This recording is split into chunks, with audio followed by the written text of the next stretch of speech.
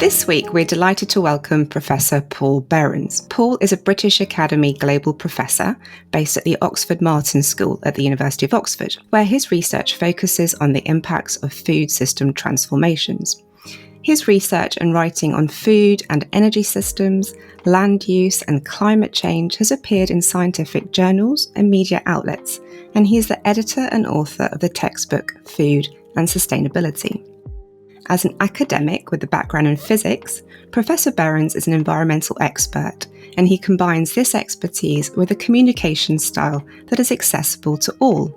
In his book, The Best of Times, The Worst of Times, Futures from the Frontiers of Climate Science, which I'm sure we'll discuss in more detail during this interview. But for now, welcome to The Nutshell, Paul. Thanks very much, Daisy. Great to join you. Great to see you, Paul. Now, we talk a lot on this podcast about how standard Western diets are contributing to the current health crises, but can you give us a brief outline on the impact the current food system is having on the climate crisis? And most importantly, how this compares to the contribution from the energy and the transport system? Well, thanks so much. Yeah, it's actually quite an in-depth answer because depends where you draw the lines, where you draw what we call the system boundary. So what is the system boundary of food? Does it include the food waste? Does it include our own emissions? What does it include in that boundary? And so if you take the different estimates from the literature, anywhere between a quarter to a third of all emissions are from the food system. So it's a considerable amount. In fact, if we were to do the entire energy system transition and remove all emissions from the energy system, we would still find that food systems push us way beyond 1.5 degrees and perhaps even 2 degrees on their own in terms of their emissions. And when we look into those emissions, that quarter or a third of all emissions, about a third is due to production. So that's on the field, in the farms. A third is to do with the land use change for the production of that food. So that'll be the clearing of forests. And very, very roughly, a third is retail and waste if you include waste. If you don't include waste, then production is a larger percentage of the total there as well. When we look at the emissions from the food system, they also have different gases associated with them, different greenhouse gases, and these play different roles as well. So the main ones that we are concerned about are CO2s, carbon dioxide, nitrous oxides, and methane. And the interesting thing that the food system has, which the energy system has to some extent, but it's not as severe, is this difference between the CO2 and the methane and how that drives warming. So the CO2 is a very long-term gas. It takes centuries, if not millennia, for that gas to get taken out of the atmosphere, the concentrations basically to come down in the atmosphere and then to be drawn into sort of the geosphere in terms of the rocks. Whereas methane, when that's emitted, has a very strong warming to begin with, and then eventually then that turns into carbon dioxide over the long term. And so it has less of a warming over the long term. So it's an interesting dynamic there. One of the reasons why I think this is really important and really interesting is that the food system could play a significant role in bringing down temperatures in the short term if we're able to do some of the food system transitions that I think we'll talk about today. Obviously, we can't stop eating food. We're always going to have a food system. But what we're getting into there with that methane is perhaps why we need to transition to a more plant-based diet for planetary reasons. So can we get more into that? Yeah, absolutely. So I just talked about the sort of quarter to a third contribution to climate change. But if we look across the broad spectrum of the environmental crisis that we face, we often call them these planetary boundaries. So these areas of the environment which we can't stress too much, or else they can tip and make the world less safe for us to live in. If we look across all of them, food is either the second or the largest driver for them. Now, in climate change, it's the second largest driver, but in biodiversity loss, for example, it's the biggest driver. 80, 90% of the losses due to the food system. If we look at the nutrient flows, which kills aquatic life, again, agriculture is by far the biggest driver. If we look at land use change, again, the biggest driver. So we look across all these planetary boundaries, and every one we look at the food system is either driving a lot or most, the vast majority of the damage. So yeah, then the question is, we still need to eat. The food system is taking up a huge amount of space, a huge amount of resources, and doing all this damage. How do we make this work? And time after time, if you go through those planetary boundaries, you find that the biggest driver within the food system is animal agriculture, over and over and over again. So in terms of climate change, animal agriculture drives about 60% of the agricultural emissions there. But then if you look at the other impacts, it's more like 80 or 90%, for example, deforestation and land use change. And so if you look across all of these different areas, we see that animal agriculture is driving these huge problems. So that is clearly where our focus needs to be. And to a certain extent, it's not really surprising. When we think about animals in general, they convert the protein and the calories in a very inefficient way compared to the actual plants that they're being fed, or the land that they're grazing on. Often it's not the best use of land either. And so those losses, which add up quite significantly, for example, if you look across animals and you look across the products that are produced, they waste anywhere between very roughly 80 and 97% of the calories that you feed them. So clearly you could produce the same amount of food on a much lower area, reduce those emissions, reduce those impacts, and you'd also dramatically change the way that our landscapes and our world looks. That's what's really exciting to me. You'd have cleaner air, cleaner water. You'd have lower chances of antimicrobial resistance, lower chances of zoonotic diseases like bird flu. You'd have lower emissions. You'd have more areas for recreation, more resilient. I mean, I could go on and on because I get quite excited by it. So really, this is the key area that we need to be focusing on a lot of the time when we're thinking about these sort of food system transitions. You haven't used the term yet, but we've been hearing a lot about the Great Food System Transformation. Can you tell us more about this? What do we need to know about it, and how could this be implemented in the UK? This idea of great food transformation takes into account, the huge scope of the food system.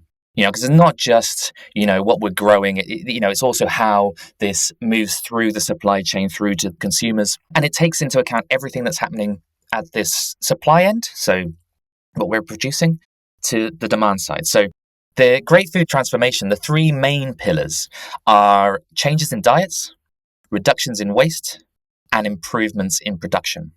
But again, as I say, the biggest opportunity is in the changing in diets, especially in high-income nations, like really the biggest option. For example, in the UK, the closer you move towards a fully plant-based diet, you move towards about a 75% reduction in your emissions. And we've done work that show across high-income nations, all high-income nations, if you ate a Eat Lancet diet, so this is a diet which is very high in plant products, but is not completely, so you're talking, a burger once every 2 weeks, that sort of level of meat consumption. If you were to do that in high-income nations, you would save an area the size of the EU, you would reduce your emissions by about 61% from the system, and if you were able to save that land and return it to natural vegetation, you'd be able to draw down about 12 years of global agricultural emissions. So it also makes you much more resilient to climate change as well. You're able to cope with those changes as you're drawing down those emissions and potentially taking the edge off the punches that we're going to be receiving more and more from climate change. So those are the sort of main areas there on this great food transformation. But it does also have to take into account, the power in the food system as well. Often that's in the center of the food chain, in the middle of the food supply chain. And so we do need to broaden that out as well. We're hearing about how all those benefits accumulate. You do one thing and you get benefits somewhere else. One of the countries that we've been watching with some interest is Denmark, because they actually have a plant-based action plan. And we don't think all of our listeners will have heard about this. Can you tell us what it is and what has been implemented successfully so far in Denmark? And perhaps if there are any lessons for the UK in following this? Yeah, it's really interesting, isn't it? Because Denmark is a huge producer of animal foods. And so for Denmark to come up with the plant-based action plan is really quite remarkable. It's also, I think, arguably a case of actually trying to save the country, in a sense. It's a very low-lying country. We're going to get lots of sea level rise. You've got ecological problems across the country due to, the production of animal foods. The plant-based action plan is really interesting because it takes this idea of a transformation really seriously.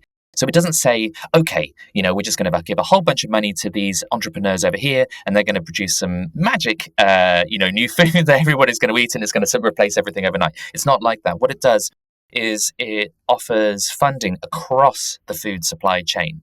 So, they're talking, I think it was about 170 million pounds. I think it's in pounds we're talking about. And this then would be grants for different areas, as I say. So it can include things like grants for the entrepreneurial sort of activities that I mentioned. But it can also be grants for helping upskill chefs. Free courses for plant-based and catering professionals. It also has requirements in there for government canteen suppliers to have meat-free days and to always have legumes and plant-based options. It has suggestions for voluntary climate labels. Now, we know they don't sort of work super well, but again, it's another area where they're looking for that overall systemic shift. They are talking about switching to organic where possible. And that's a really interesting one because their argument for that is that the plant-based organic foods are cheaper than the meat-based organic foods. So if you go organic in each one, yes, the price goes up, but it goes up much more for the meat-based ones. And so then by having this organic focus, you're actually also shifting towards plants, which I think is a really interesting point. Also increasing the sort of the plants in schools, and also this important point about public procurement. So they recently had updates to the national dietary guidelines, this both at the Nordic level and in Denmark. And so really sticking to those guidelines, which are much more plant-based now in public procurement and in public settings. The other really interesting framing that they had for it was aiming for more of rather than less of. It was really about having more plants in the diet rather than cutting out animal source foods. And I thought that was a really interesting point. They also had a lot of the animal source food sectors interested and involved in this. So it was quite remarkable how they managed to get buy-in across the community.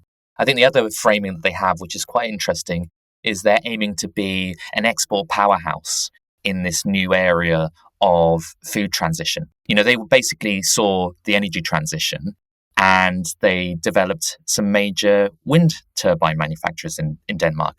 Vestas, this was sort of several decades ago before wind turbines became a big thing. And they wanted to take some of that market. And so they're quite forward thinking. So they think, okay, well, if we want to take some of this export market and we want to bring the revenues back to Denmark, then we want to do the same for the food system transition that we did for the energy system transition, which has worked out pretty well for us because we've got these big businesses here and we're bringing some of the money in from exports. So I think that's also a really interesting framing. I hadn't thought at all about the land vulnerability aspect of Denmark before. So that's interesting that you bring that up, that they might be that forward thinking on this. Taking it back perhaps to the UK a little, people are really worried about food prices. You mentioned there that in Denmark, they've obviously got subsidies for helping producers and suppliers. Is that being passed on to the consumer?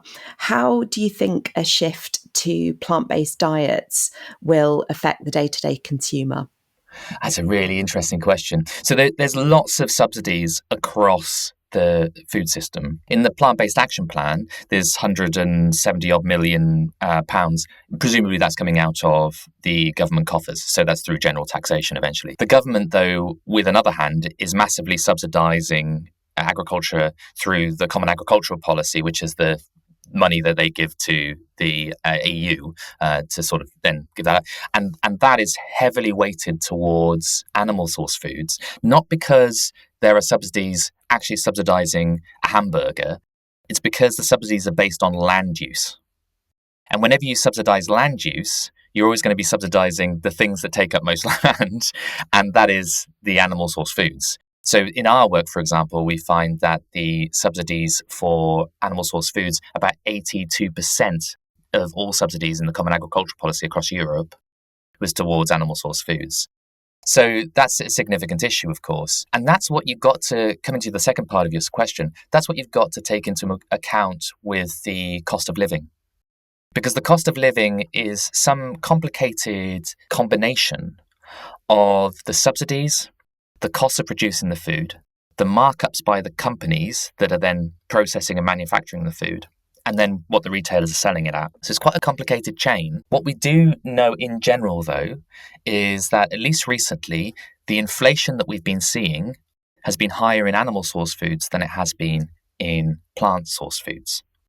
In a sense, you would expect this again because of that inefficiency argument that I just mentioned before. We are eating so many animal sourced foods that a lot of that is obviously being fed with feed. And so you're being exposed to the feed inflation and also the inflation from the animals as well. The important things to take into account here on the feed side, on the crop side, you've got obviously all the extreme weather events. And on the animal side, you've got the extreme weather events as well, because the heat stress on animals is significant, and tens of thousands of poultry, for example, died during heat waves in 2022, 2023, in like one day, for example. But you've also got the zoonotic diseases. You've got the flus. And there's a huge culling. That's one of the reasons why we saw a spike in egg prices in the US, for example, because a huge amount of the animals were killed. That means that, in my opinion on this, is that actually I think we will be going plant-based one way or another, because the climate impacts will make it such that we cannot, quote unquote, afford the production of these animal source foods because they're so resource and land intensive. The only way in which I think that this could be undermined, for a little while at least, is where governments give farmers payouts for the killed livestock due to extreme weather events due to flu. For example, in the US, for every chicken they kill with flu, they get the payout from the government. I think there's some regulations they have to go through, but they get the money for that. And of course, then that's just using public money to prop up a production system which is actually unsustainable in the long run. You see similar sort of programs across Europe as well, of course. So this is actually a bit of a complicated question about how this will shake out in terms of the cost of living increases. What we have seen already, though, is that climate change is already increasing the food shocks. That's very clear in the data that we've seen so far. The modelling data into the future is really quite worrying and quite upsetting. For example, in the 2023 heat waves, we saw a impact on the inflation of food prices. Climate change drove around a third of those inflationary effects. And of course, the thing that I'm concerned about most is that if you really want to undermine the stability of a society, increase the food prices. That is the way you do it. And that is the surefire way for political instability and eventual collapse of civilizations, in a sense that, that the administration can hold things together. And you see that every single time that you get these food price increases and these shocks. So, for example, during the 2007-2008 food crisis, we saw political breakdown across middle and lower income nations. During COVID, we saw the same. And in higher income nations, we may not see complete political decay, but we'll see strikes. I mean, we saw this in the UK, right? I mean, we saw public sector workers going on strike week after week because of the cost of living, and they weren't being paid enough to keep up with this cost of living increases. So this is really my worry. And some research suggests that by about 2035, we'll be having consistent extra food price inflation from climate change. So talking about 1 to 3 percentage points extra per year on year. And, to put that in perspective, of course, some of the highest food price inflation we saw was touching that 8, 9, 10% level in the UK. 3% is a significant chunk of that. We're always going to have inflation, but climate change is going to put another layer of stress on top of that. Now, to bring that down, I really think this move towards plant-based foods is fundamentally deflationary. It's going to bring those prices down for many different reasons that we just talked about. We're talking here about what, in your mind, should be quite a rapid transition in terms of change within society and what's needed in the food system. But you also talk a lot about it being a just transition. And of course, we want to be managing food prices for consumers. But at the same time, within the food system, there are definitely people that are going to be affected by these changes, specifically the farmers, if they are used to getting subsidies for dead chickens or things happening to their animals. On a more sort of positive note, how do you see those working in animal agriculture at the moment or benefiting from animal agriculture as being part of the solution? How can they be part of this transition? It's such a local question, how that looks. In the UK, for example, modelling that we've done shows that the net income of the total agricultural system doesn't really change much as you have this dietary transition. And that's because farmers actually lose quite a lot of money on the animal products that they're selling. It's only made up by the subsidies that they're able to stay afloat. The reason why they're perhaps not changing at the moment is either the subsidies require it, although that's changing, they require the production of food, or because they face large debts.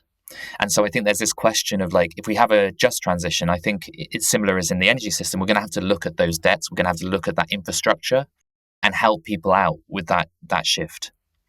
We also, fundamentally do need this subsidy shift, and that is happening a little bit in the UK. It's much slower in the EU at the moment, but we have the environmental land management schemes, which unfortunately have seen a lot of a bumpy road, let's just say it like that, and a lot of disturbance to how those subsidies are being handed out. So I think they're the really key ones. And fundamentally, in terms of a vision of where we need to go, those people working in those areas, there's a clear case for us to, as a community, to be paying for the collective good.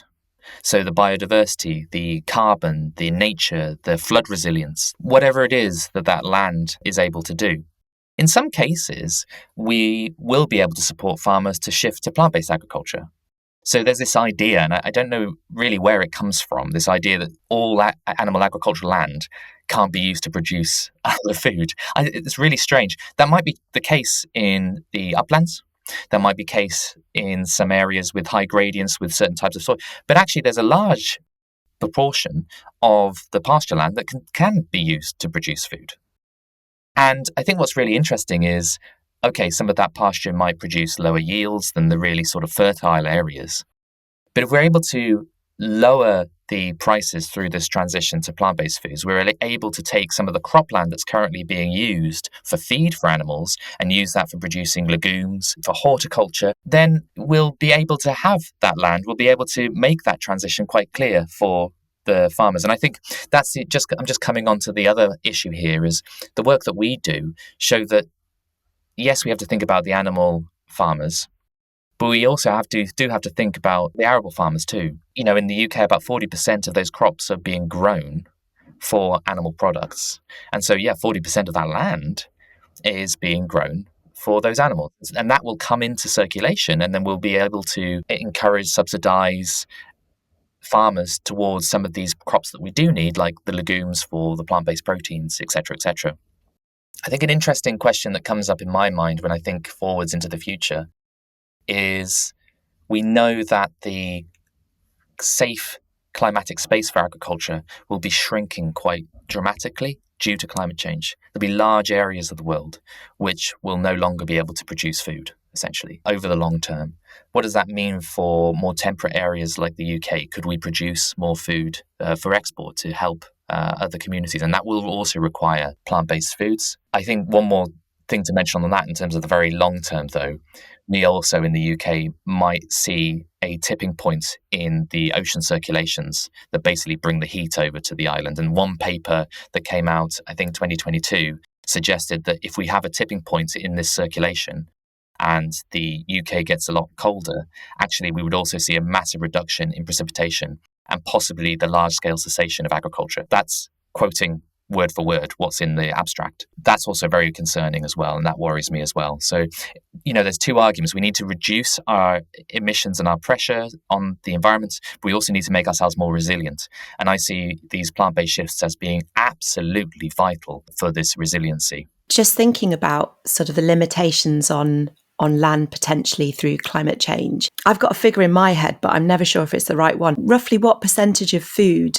do we import in the UK, and what's the split maybe between animal products that we import versus plant products? It's been an increasing fraction over the years. So we import about 40% of food. A lot of that is, vegetables, fruits and vegetables from the rest of the continent.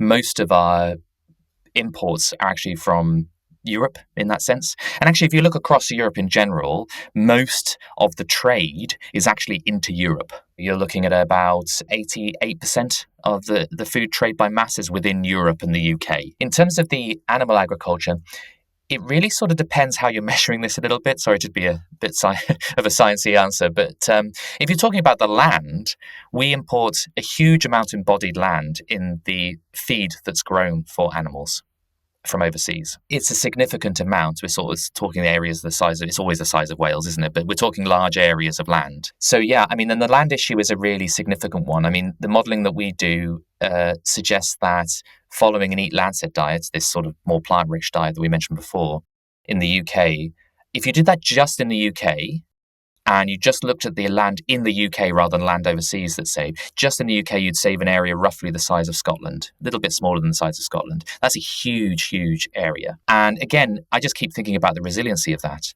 You know, we know that natural land takes up floodwater better. We know that it takes off the edge of storm surges. You know, this is all in the scientific literature. And really, we know that we are going to be suffering more and more from these impacts as we move into the future. Already floods are costing us 700, 800 million pounds a year and estimated to top £1 billion in the coming years, every single year.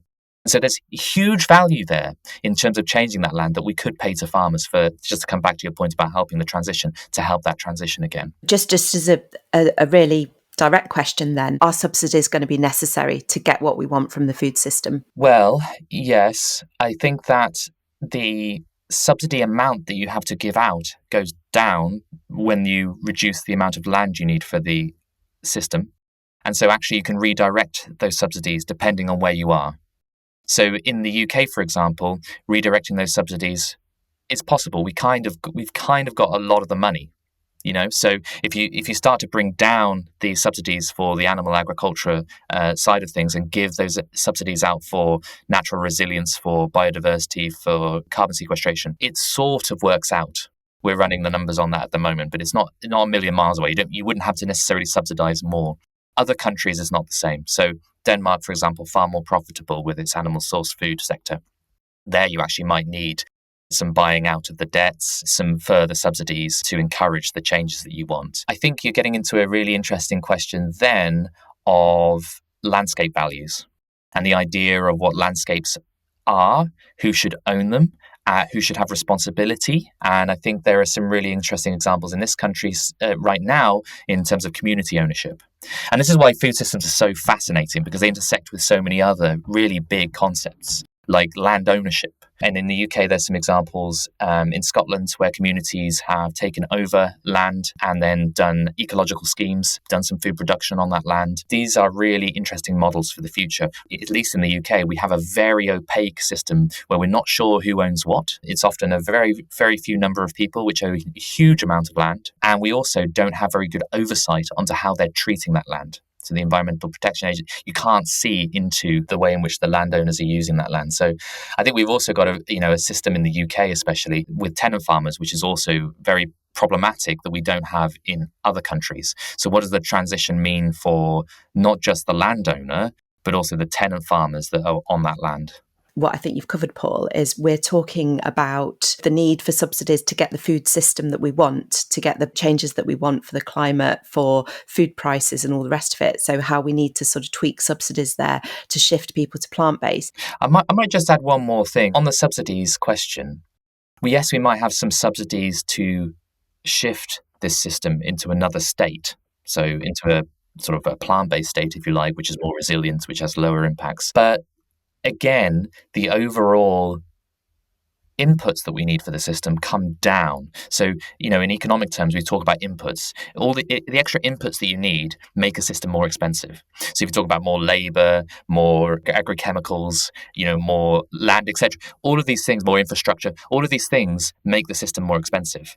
But in our modeling, these inputs come down dramatically with a plant-based shift, even without talking about novel proteins, precision fermentation, these other technologies. The actual amount comes down. And so what that should translate into is lower prices and a smaller agricultural system that you can continue to free up money for doing the natural restoration that you want. But you're going to need to put the money in to make that happen. and you're going to need to take it away from certain areas to disincentivize animal agriculture. We're not in a level playing field. I mean, a lot like the energy system, the different food groups, different farming. We're not on a level playing field for this. Yeah, it is. It's such a complex system. Yeah. That's why we were saying, gosh, we really don't understand the way the subsidies work in the UK. Yeah. I'm going to take Daisy over to the local question. Well, I just found it really interesting when you were talking about exports and how much food we produce ourselves and how much we import. And the reason I asked this question is because I was recently at a food sustainability meeting, and there's always two common questions. So I was going to put them to you if that's okay. First was the importance of local. So is local produce, whether that's meat or dairy, better for the environment than plant-based foods that we might be importing from abroad? And the second one that always comes up is that when I, certainly as a clinician, suggest plant-based proteins, including beans, tofu often comes up as one of my suggestions. People feel that, well, how are we going to grow that in the UK? What does it mean if we are to shift to plant-based proteins for national food security and food sovereignty? Do we have to rely on importing our plant-based proteins? So sorry, I know that's two questions in one. That's great. No. So ultimately, no, it's not better to eat local animal source foods than imported plant-based foods. Transportation is not a big proportion of the emissions of the system. You'll have clocked that I didn't mention that at the start when I was talking about the climate change emissions and the breakdown. It's a very small percentage. So, estimates vary, but, probably between 6 and 12%, that sort of level of the emissions. And when you're talking about the difference between animal source foods and plant-based foods, you can be talking about many, many tens of times more emissions from the animal source foods and the plant-based foods. It depends which comparison you're doing. So no, absolutely not. That is actually an issue that I've come up across a lot. And I think it sort of speaks to this idea of local values, of the landscape, the things that we've been talking about before. So it's kind of understandable why it comes about, On the question of what plant-based products could we grow? Well, I mean, there are huge options, a number of options. And I get really excited by this because we only eat a handful of plant-based products. You're lucky if you're getting, most of us, if you're getting 30 a week, different types. But, estimates vary, but maybe tens of thousands of edible plants are out there. And so that's really, really exciting. Obviously, when you're talking sort of more about protein there, then we need to be looking at what protein-rich plant-based foods there are. And there's plenty that we can grow in the UK, very good at beans, very good at peas. The possibilities for different varietals that will grow in temperate regions like ours are going up. So the Dutch are experimenting with temperate soy, for example. And if you look at the yields that they're getting, they're not terrible. I mean, they're not as high as sort of the Brazilian soy, which is just a perfect environment for it. There may be 2/3 of that. But it's quite exciting, 2/3. And when you think about the fact that you could actually save way above 50% of your land with these transitions, then you do have the land for it if you need it. So I think that's quite an interesting way to think about things as well, as some of these plant alternatives will take a bit more land, perhaps, but we'll have so much more land to play with. We'll have so much more headroom. I think the final point on the land thing that I wanted to bring up was, governments like the UK are really planning on nature doing a lot of the work for net zero and drawing down carbon onto that land. They're also planning on using a lot of land for things like aviation fuels. Now, you can't do all of this stuff and still have the system that we have, where you've got 70, 80% of the land in the UK for this system, which is just hugely expansive, as I mentioned before. So that's another key reason why we need this change. This is why I often say to people that, if you do want these futures where we want to continue flying, where we want to draw down emissions onto the land, where we want bioplastics, all these things that are going to take more land, things like timber buildings, for example, well, you are going to need to go plant-based. Every single possibility for the land comes back to the same solution and the same place, and you need to go plant-based. And I think that's a really interesting message, and I think an important thing to get across so that we can get different groups behind the transition, so we can broaden the base, not just from the researchers like ourselves, the nutritionists. We can actually broaden the base and get many different people from across society engaged and bought in, and making sure that this messaging is not you had to go all the way vegan. This is not the argument that we're making, but cutting down meat, at least exploring more plants. It's not abstinence, it's exploration. Exploring more plant-based products is really important. Yeah, it's brilliant. And Claire and I are both big fans of the work of George Monbiot, and he talks a lot about precision fermentation as a possible solution. And I guess that would take away some of the land use issues. What are your thoughts on that? Yeah, I think they're very interesting. I vary in the sense that I'm not sure that we absolutely need it. I think we could do it without it, with the exception that if climate change gets really bad and yields really struggle, then this is something that we can do inside. We can make slightly more resilient to climate impacts. And so maybe that's going to be an important solution in the future. I'm excited by it in general. I think there's a huge opportunity there. I'm a little bit worried about the concentration, the corporate concentration of it again. It would be nice if we could do this in a way that we haven't done with the existing food system. But honestly, given the problems we face, it's probably not the most important issue. I do think that precision fermentation might have some opportunities in lowering the costs over time. But I do think if you look at some of the sort of lab-based meats, I do wonder whether they're actually going to get much cheaper. If you look at the energy system transition, and this is what it's often compared to, it's compared to solar and wind, and this has come down really massively in price, batteries. Surely we can do the same thing in the food system.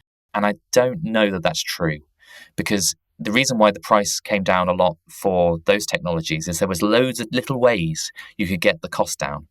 So you could make the silicon thinner to put into the cells. You could make it so that the light would reflect back from the surface that the solar panel was sitting on and then continue to produce even more energy. There was thousands of little innovations that they did. When you look at a lot of the lab-based meat work, a lot of this is just sort of very big vats. They don't have the same number of different sort of bits that you can optimize. And it's the bits that you can optimize that brings down the cost. So I'm quite interested. I think precision fermentation will play a role, but I think some of these other old proteins, I don't want them to fail, but I think it's going to be hard to get the costs down.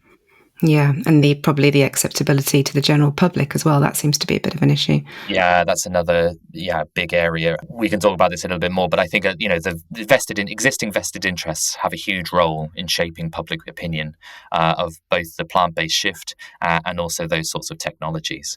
And what you see from some of the investigative reporting that's coming out is that those vested interests are specifically targeting often younger men, attaching these ideas of masculinity to meat eating. And what you're seeing there is a very clever but cynical way of trying to embed dietary patterns early in life, which we then know is harder to shift. And when you look at the companies that they're working with Edelman. This is a PR company for oil and gas.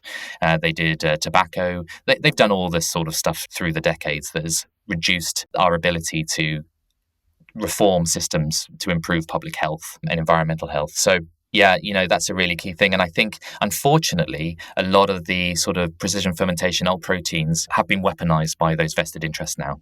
And so it's going to be, we need to be repeating that these are not the sort of worrying ultra-processed things that people have in their mind. I think that's another issue, is the ultra-processed food comments that we see quite a lot.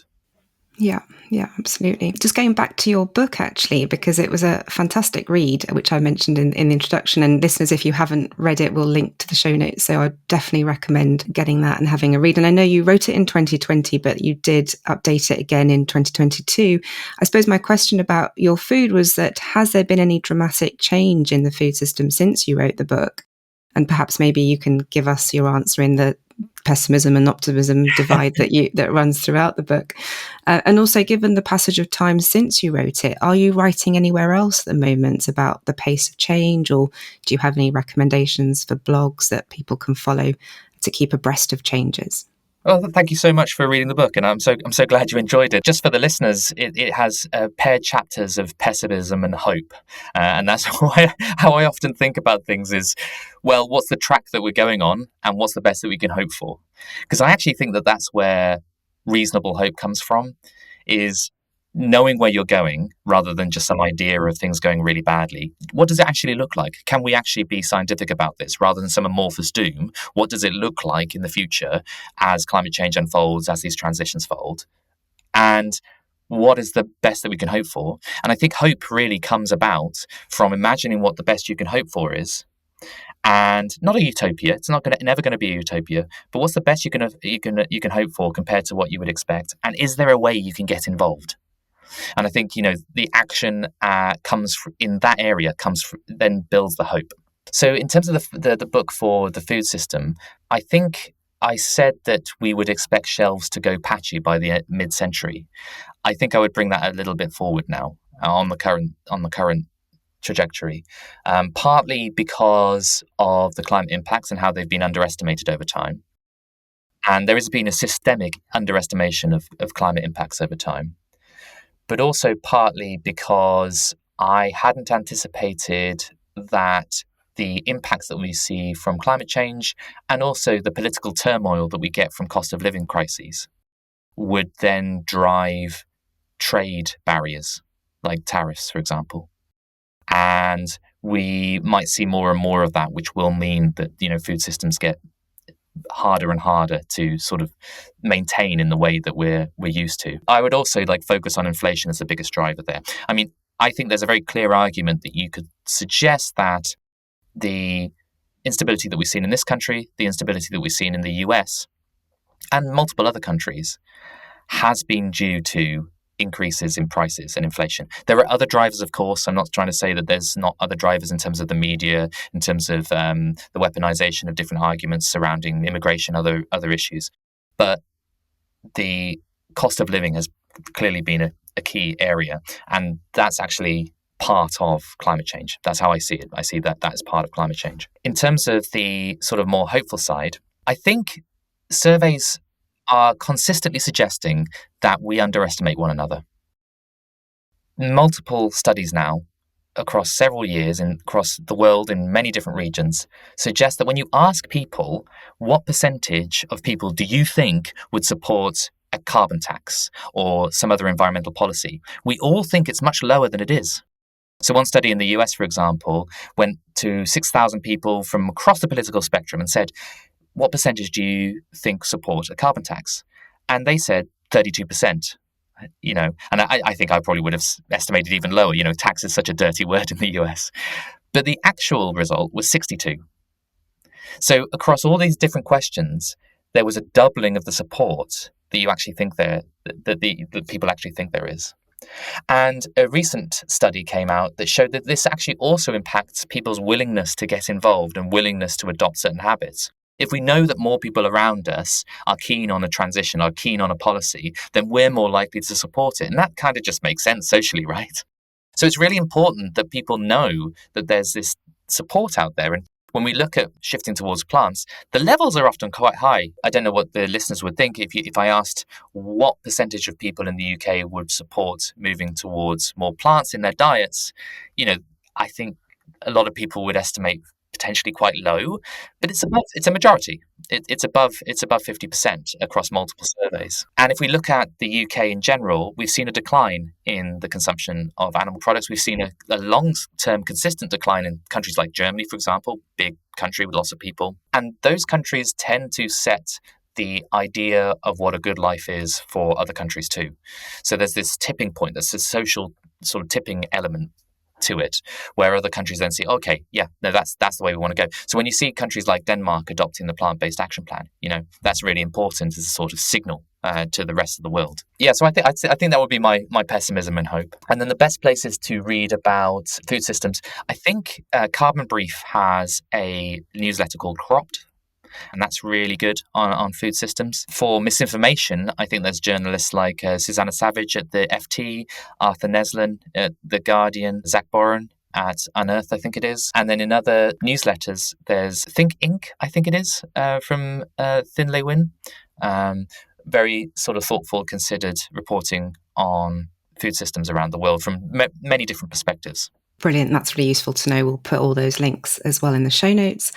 Going back to your point, though, about the individual actions and how that can have a cumulative effect on each other. What would you say to people who will feel the opposite, who might say, well, actually, we know that, is it something like 70% of all emissions come from, say, 100 organizations, global corporations?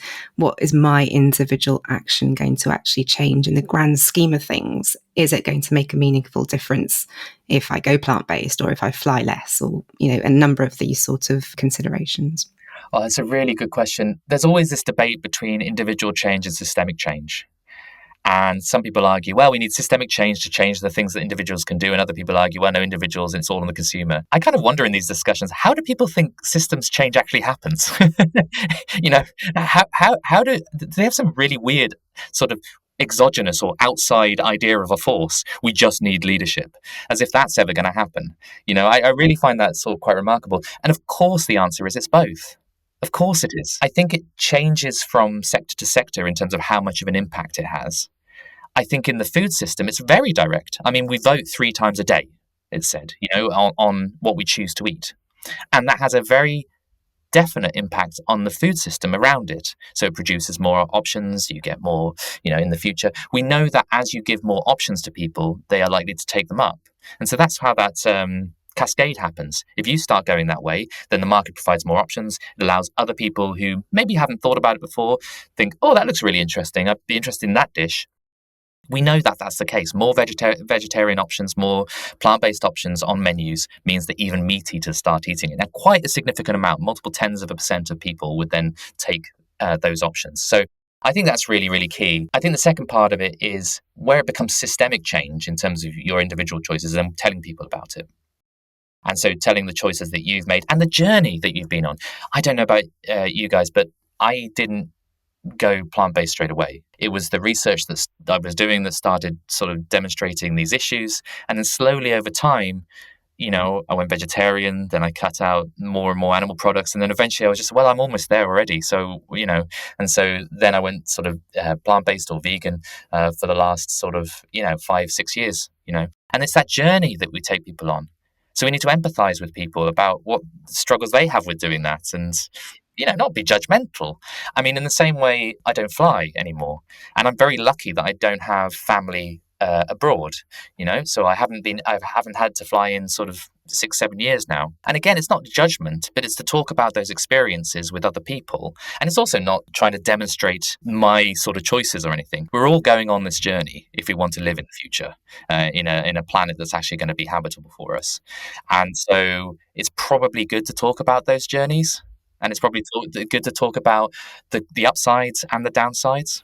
Yeah, no, we agree. And we find that actually taking action individually gives us a sense of empowerment. You're actually doing something. You feel like it's more tangible rather than waiting for, as you say, a systemic change. That's an excellent point, yeah. On that note, if you had sort of 3 main action points that our listeners can just start today that would have the biggest impact on climate change that, people can take, what would they be? What would your 3 top tips be? Climate change, definitely broadening out to all sort of planetary boundaries. Clearly, plant-based. We've been talking about it in the discussion now. I think the other big areas, individually at least, things like electrifying your life in any way that you can.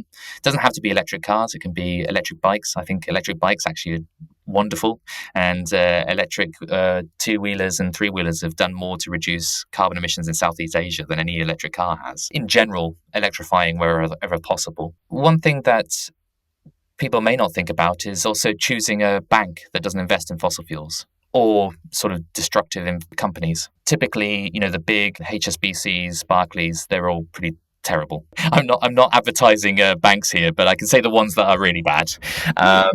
So typically the building societies are better. Let's just put it like that. Yeah. And that's really key because, they've got your mortgage, they've got these huge amount of your money. Where they put their money has a big leveraging effect around the world. And I think finally, this point about talking about climate change, I think people are getting better about that now. It's often not easy to bring up, but often the best way to do it is to talk about those opportunities and what it means and to people's lives. Yeah, no, we can really resonate with that. Me and Claire love talking. I mean, we're doing a podcast because all we want to do is talk. So yeah, no, we can definitely resonate with that. Anyway, lastly, because we are the plant-based health professionals and we love talking about plant-based foods, we're doing a new thing at the end of our podcast segments about your favourite seasonal vegetable and how you like to eat it. So if you don't mind sharing with listeners what your favourite seasonal vegetable is. You know what? I'm incredibly, unfortunately, lazy, and I go back to the same food all the time. But I think at the moment, roasted asparagus. That's pretty good at the moment. Really, really nice. You have to be a bit careful with asparagus because it's often flown, and that's the one area where food transportation emissions can be high.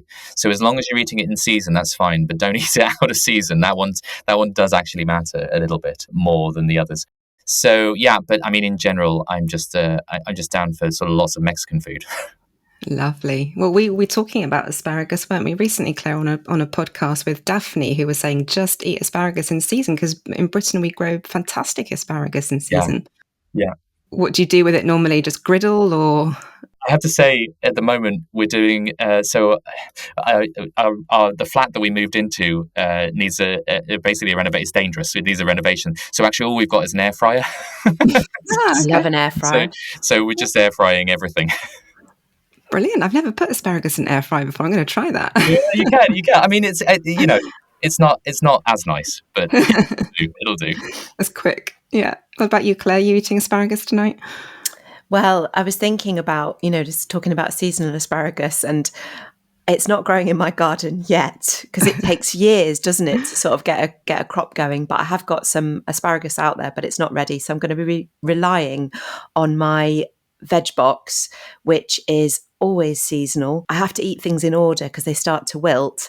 So the first thing that's going to go is the spinach. So I think I'm going to do a saag paneer, but obviously not paneer. I'm going to use tofu and just toughen it up a bit with some, I saw this tip where you kind of soak it in sodium bicarbonate in a solution and it sort of rubberizes it a bit. So it's a bit more like what we used to remember if we've ever eaten paneer cheese.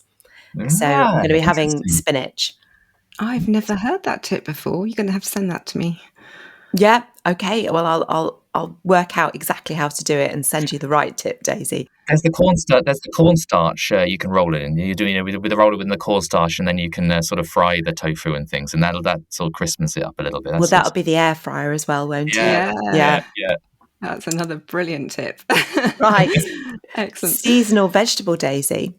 Or should I ask you what you're going to be? Because we were talking about, we've got so much information now. Are you going to be talking to anybody over dinner about any of this stuff? Yeah, no, absolutely. I was going to say I haven't prepared dinner or what I'm having because I think we'll be going out tonight. So I'll look out to see if there's any asparagus on the menu. But yes, I'll come up with a seasonal vegetable tip next week, I promise.